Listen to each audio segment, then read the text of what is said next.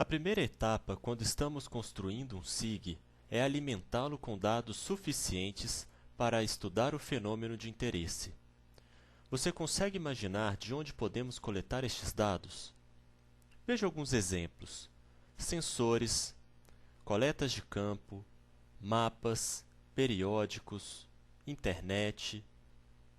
Veja que as formas de adquirir informações podem ser divididas em dois grupos: informações obtidas por medições diretas e informações obtidas por medições indiretas. Nas medições diretas, os dados são coletados diretamente pelo usuário, enquanto que nas indiretas, utilizamos os dados coletados por outra pessoa ou órgão. Note que não estamos falando aqui de qualidade. O fato de ser direto ou indireto não atesta maior ou menor qualidade aos dados.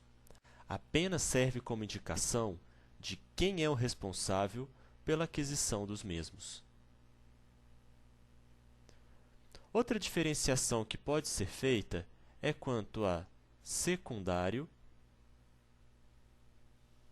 e primário.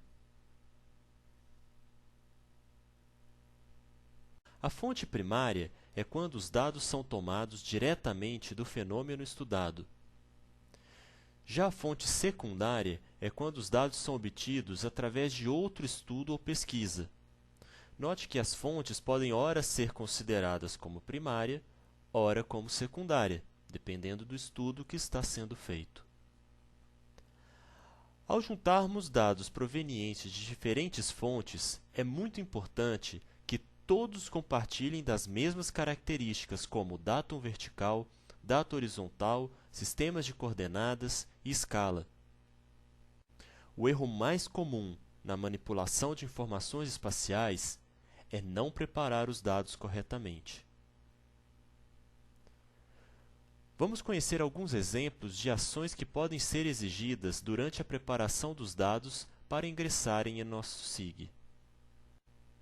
Ajuste de projeção, eliminar duplicatas, assegurar regras topológicas, eliminar excesso de pontos e bordas, unir ou dividir polígonos, organizar, ajustar e incluir atributos, rasterizar e ou vetorizar, interpolação de pontos e inúmeros outros.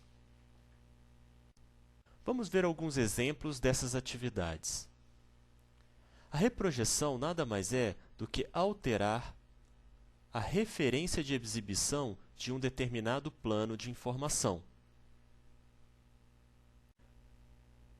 A preparação conhecida como rasterização ou vetorização é uma atividade muito comum.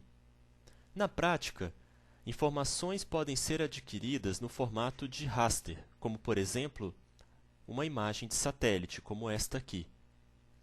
Mas podem ser mais úteis em formato vetorial, como, por exemplo, transformarmos as estradas desse raster em vetores do tipo linhas.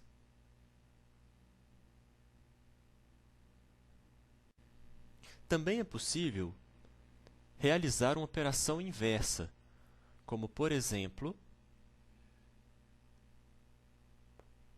transformar um polígono numa informação do tipo raster.